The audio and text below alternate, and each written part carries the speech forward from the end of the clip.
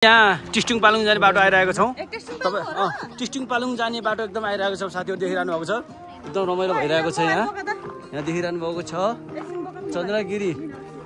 कुन हो के ठाउँको नाम हो के अरे चन्द्रगिरी। ल हामी टिस्टुङ पालुङ जाने बाटो छोडेर चाहिँ अलि छिटो आऊ है।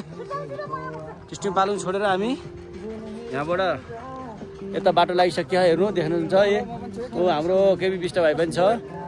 देख्नु भएको छ, उहाँ साथीहरू आइरहनु भएको छ। दादा हुनुहुन्छ उहाँ।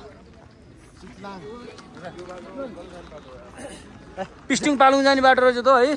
ल आऊ है, आऊ साथीहरू, आऊ छिटो आऊ। धुलो खाइएला जस्तो छ है अब चाहिँ।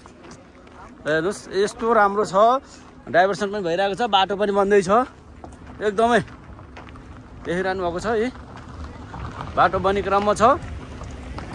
देख्नु भएको छ यो पक्कै पनि पालुङबाट, मकवानपुरको पालुङबाट आएको हो। देख्नु भएको छ देख्नु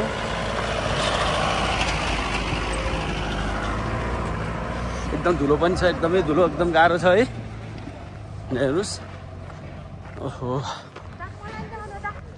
ल हाम्रो गुरुआमा पनि आउँदै हुनुहुन्छ हो। हाम्रो गुरुआमा हुनुहुन्छ, हाम्रो एलेक्स बाबा। ल है ल,